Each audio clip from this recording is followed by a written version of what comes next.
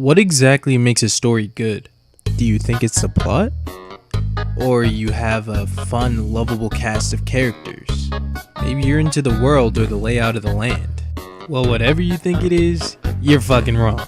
The best thing about a story is its title. I mean, think about it.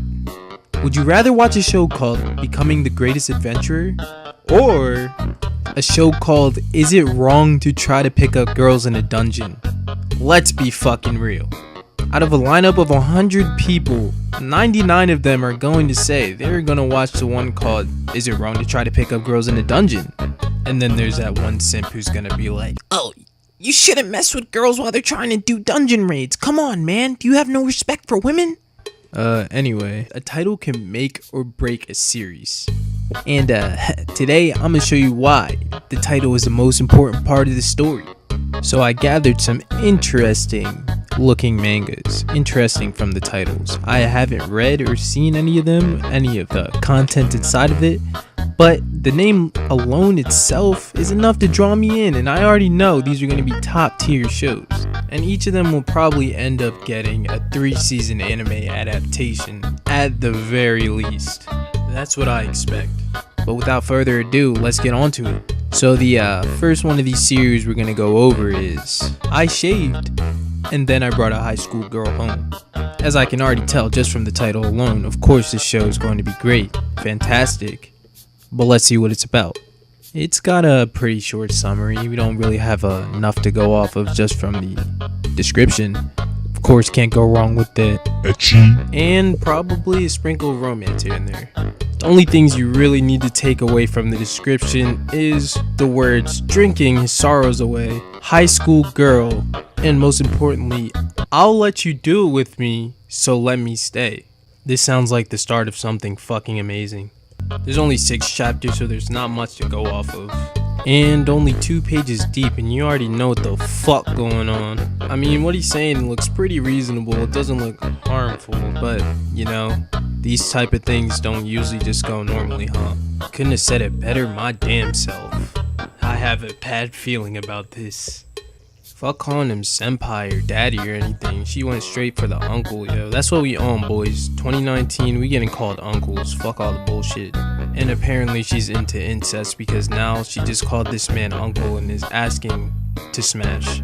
I mean, to be fair, he did kind of shut her down, but you know what this is. It's a fucking manga. They're smashing. On to the next one. Another top tier manga we're gonna indulge in here is called Miss Corporate Slave Wants to Be Healed by a Lolly Spirit.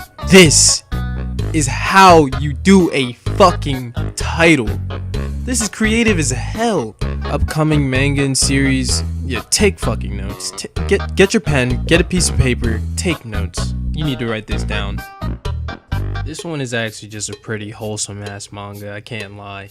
I guess he found some sort of lolly girl behind a stack of boxes or something, and she's just gonna get her distracted from work. Well, that's pretty much the whole basis of this manga, what I'm getting from it at least.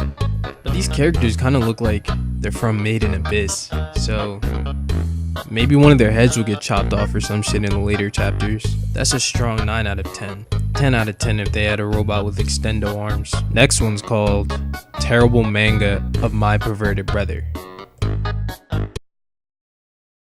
The next one's called A Story About Treating a Female Knight Who Has Never Been Treated as a Woman as a Woman.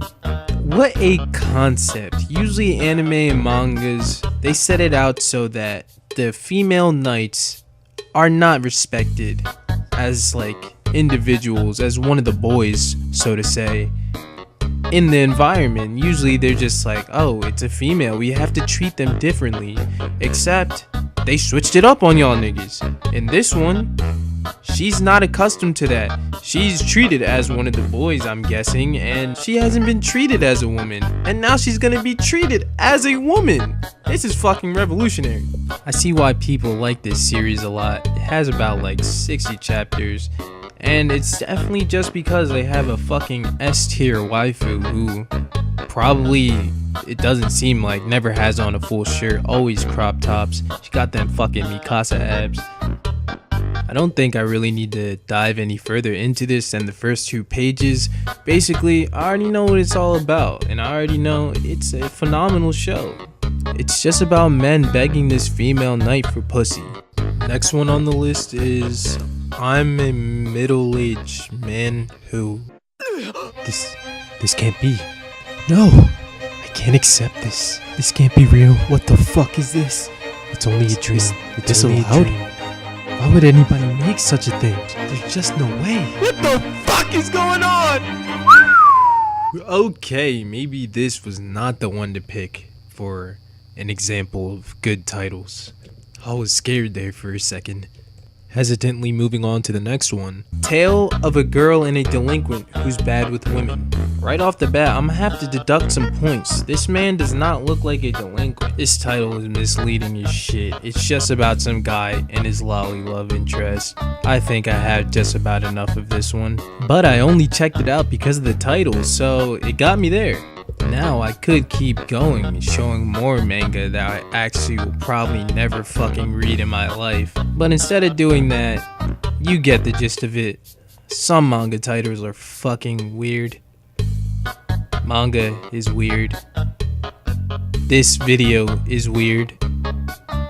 I'm gonna go.